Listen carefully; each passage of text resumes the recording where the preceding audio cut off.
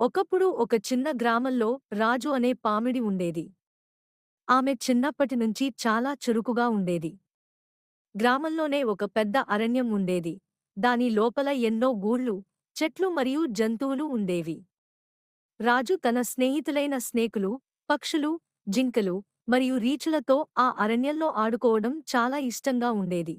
ఒకరోజు అరణ్యంలోని పక్షులలో ఒక పెద్ద దుర్గం పడింది. పక్షి తన రెక్కలతో శక్తిగా తగులుకుంది. రాజు దాన్ని చూసి వెంటనే తన స్నేహితులను పిలిచి పక్షిని రక్షించడానికి పనిచేసింది. రాజు ఆ పక్షికి సహాయం చేసి దాన్ని తిరిగి తన గూళ్ళుపైన ఎగురుతుండటానికి అందుబాటులోకి తీసుకువచ్చింది. ఆ రోజున రాజు చాలా సంతోషంగా మరియు గర్వంగా అనిపించింది. తన సహాయక స్వభావం వల్ల గ్రామంలో అందరూ ఆమెను ఎంతో అభిమానించారు. ఈ కథ మనకు ఒక పాఠాన్ని చెబుతుంది: పోరాటం చేసే శక్తి కంటే సహాయం చేయడం చాలా గొప్పది.